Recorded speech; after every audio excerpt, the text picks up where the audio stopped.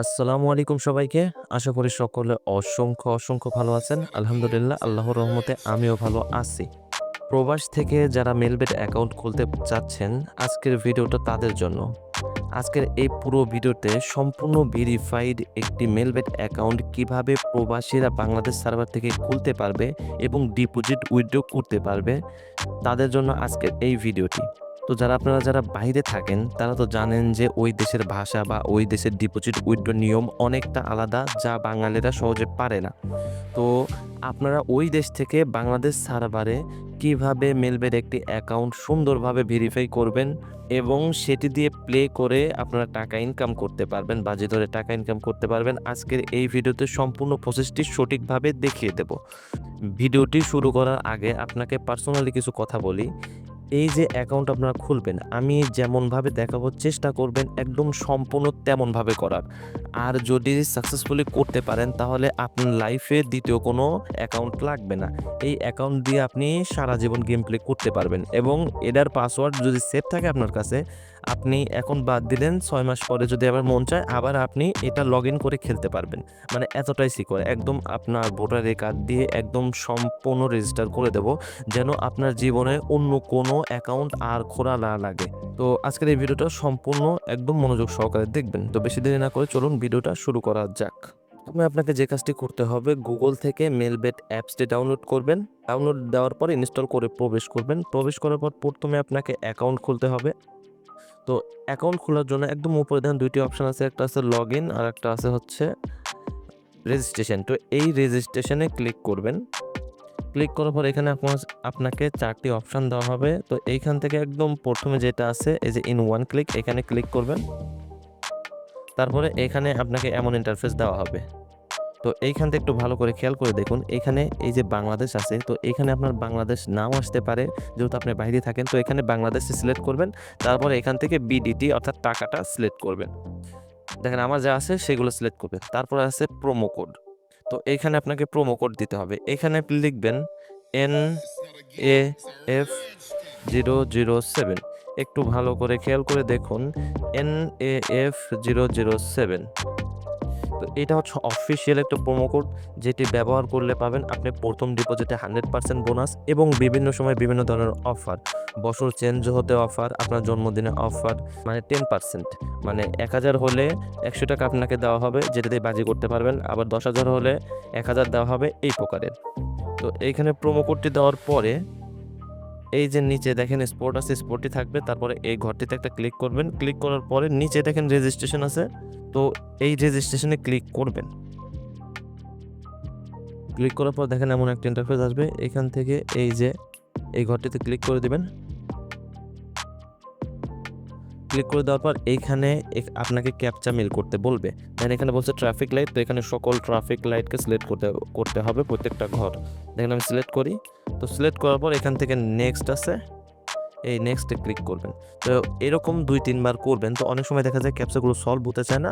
আপনি একের পর এক চেষ্টা করতে থাকবেন যেন কোনো ঘর মিস না হয়, চেষ্টা করে থাকবেন। 2-1 বার চেষ্টা করার পর দেখবেন হয়ে গেছে। তো এখান থেকে এই যে নেক্সট আছে, নেক্সটে ক্লিক করার পরে আপনাকে একটা ইউজার নেম এবং একটি পাসওয়ার্ড দেওয়া হবে এই প্রকারের। তো অবশ্যই কিন্তু এই ইউজার নেম এবং পাসওয়ার্ডটি আপনারা সেভ করে রাখবেন। এইটা দিয়েই আপনার অ্যাকাউন্টে লগ ইন করতে হবে। অবশ্যই সেভ করে রাখবেন অথবা একটা স্ক্রিনশট নিয়ে রাখবেন।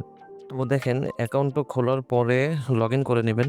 লগ ইন করে নেওয়ার পরে এখানে এমন একটা ইন্টারফেস আসবে। তো এইখান থেকে আপনি অ্যাকাউন্টটা খুলে ফেলেছেন, এখন আপনাকে করতে হবে ভেরিফাই। তো ভেরিফাই করার নিয়মটা একটু ক্লিয়ারলি দেখবেন। তো ভেরিফাই করার জন্য একদম নিচে দেখেন অনেক কয়েকটি অপশন আছে, তার মধ্যে একটা অপশন আছে মেনু অপশন, এখানে ক্লিক করবেন। ক্লিক করার পরে একদম উপরে দেখেন এই যে আইডি নাম্বার আছে, এখানে একটা ক্লিক করবেন। তো এইখানে হচ্ছে আপনার আরেকটি মেইন বিষয়, তো এটা অবশ্যই ফলো করবেন। এখান থেকে দেখেন আপনাকে 2টি অপশন দেওয়া আছে, ইমেল এবং ফোন নাম্বার।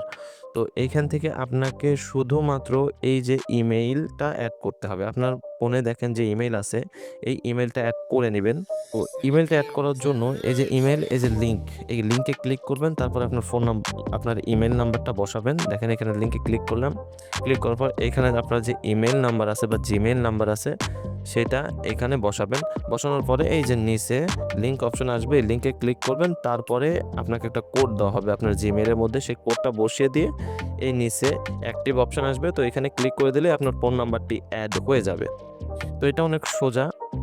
তো এইখান থেকে অবশ্যই এই ইমেল নাম্বারটি অ্যাড করে নেবেন। তো ইমেল নাম্বারটি অ্যাড করার পরে একদম উপরে দেখেন ইন্টার ডিটেলস আছে, এখানে একটা ক্লিক করবেন। ক্লিক করার পর এইখানে আপনার ব্যক্তিগত ইনফরমেশন দেওয়া লাগবে। তো এইখানে দেখেন সারনেম আছে, তো এই সারনেমের জায়গায় আপনার মেইন নামটি দিবেন। যেমন আমার নাম মোহাম্মদ নীরব ইসলাম, তো আমি এখানে দেব নীরব। তারপরে ফার্স্ট নেম এখানে আমি মোহাম্মদ দিয়ে দেবো বা এমডি। তারপরে আছে পেট্রিয়টিক, এখানে আমি ইসলাম দিয়ে দেবো। তো আপনি আপনার নাম অনুসারে এখানে সাজিয়ে নেবেন। তারপর ডেট অফ বার্থ এখানে একটা ক্লিক করবেন, আপনার ভোটার আইডি কার্ডের যে জন্ম তারিখটা আছে সেটা এখানে দিবেন। তারপর প্লেস অফ বার্থ এখানে আপনি লিখবেন বাংলাদেশ। তারপরে আছে দেখেন রিজিয়ন, তো এই রিজিয়নে একটা ক্লিক করবেন। ক্লিক করার পর আপনি কোন রিজন থেকে, ঢাকা, খুলনা, ময়মনসিংহ কোনখান থেকে সেটা এখানে সিলেক্ট করে নেবেন। সিলেক্ট করে নেওয়ার পরে এই যে দেখেন আছে সিটি, তো আপনি কোন সিটি অর্থাৎ কোন জেলা থেকে, তো এখানে একটা ক্লিক করবেন। ক্লিক করার পর আপনার জেলাতেই এই যে নিচে দেখেন অনেক জেলা আছে, তো এখান থেকে আপনি আপনার জেলাতে সিলেক্ট করে নেবেন। তারপর আছে দেখেন রেসিডেন্স অ্যাড্রেস, এখানে আপনি আপনার গ্রামের নামটি দিয়ে দিবেন।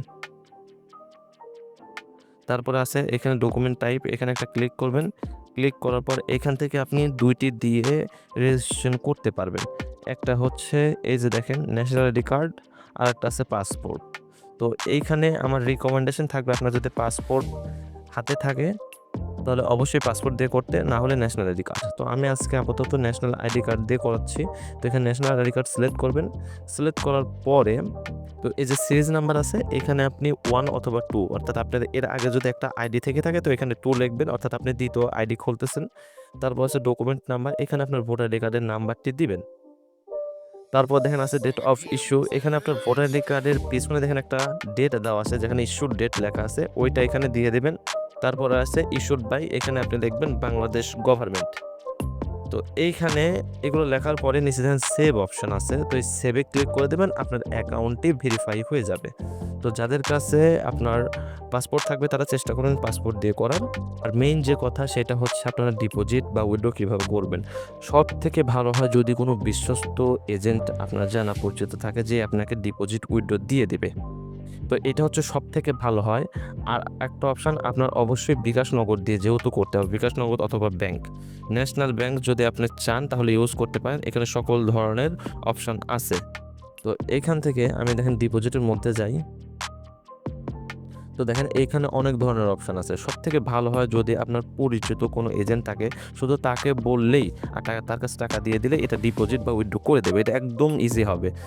আর একটা বিষয় সেটা হচ্ছে এখানে সব কিছু আছে।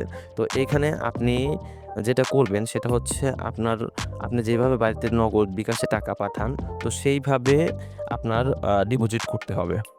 আর একটা বিষয় সেটা হচ্ছে এখানে দেখেন এই যে আছে আপনার এই যে বাইন্যান্স পে আছে, অর্থাৎ বাইন্যান্স পে মানে অর্থাৎ আপনার যদি বাইন্যান্স অ্যাকাউন্ট থাকে তাহলে বাইন্যান্স অ্যাকাউন্ট থেকেও টাকা ডিপোজিট করতে পারবেন। যদি এইগুলোর পর এক্সট্রা কোনো ভিডিও লাগে তাহলে আমাকে জানাবেন যে কীভাবে ডিপোজিট করব, তাহলে আমি ওইটা দেখিয়ে দেবো। তো এখান থেকে নগদ বিকাশে কীভাবে টাকা পাঠাবেন, আপনি এই যে নগদ বা বিকাশ সিলেক্ট করবেন। সিলেক্ট করার পর এখানে একটা ক্লিক করবেন। ক্লিক করার পর দেখেন এইখানে জানতে চাইছে হচ্ছে অবশ্যই এটা কিন্তু ক্যাশ আউট করতে হয়, সেন্ড মানি এরা গ্রহণ করে না। দেখেন এখানে বলতে চাইছে যে এখানে বিকাশ নাম্বার, যে আপনি যে বিকাশ নাম্বার দিয়ে ওর কাছে টাকা পাঠাবেন, এই যে একটা নাম্বার দেওয়া হবে আপনাকে, এই যে, তো এই নাম্বারে টাকা পাঠানো লাগবে। এই নাম্বারে টাকা পাঠানোর পরে আপনি কোন নাম্বার দিয়ে টাকা পাঠিয়েছেন সেটা এইখানে দেওয়া লাগবে, নিচে এটাতে দেওয়া লাগবে। তারপর যে ট্রানজ্যাকশন আইডিটা আসবে সেটা নিচে দেওয়া লাগবে। নিচে দেওয়ার পরে ওকে করলেই আপনার অ্যাকাউন্টে ডিপোজিট হয়ে যাবে। তো এইটা একটা অপশান। আর হচ্ছে সবথেকে ভালো হয় যদি আপনার কোনো এজেন্টের নাম্বার থাকে, এজেন্টের সাথে যোগাযোগ করে নিতে পারবে, উইথড্র টাকা আপনাকে ব্যাংক ট্রান্সফার করে দিয়ে দিতে পারবে। তো আজকের এই ভিডিওটা এই পর্যন্তই। যদি আমার কথা স্পষ্ট বুঝতে পারেন তাহলে কমেন্ট করে জানেন যে ভাই বুঝেছি, আর না হলে পরে যদি এক্সট্রা কোনো ভিডিও লাগে অবশ্যই আপনাকে বুঝিয়ে দেওয়ার জন্য আমি সর্বসময় আছি।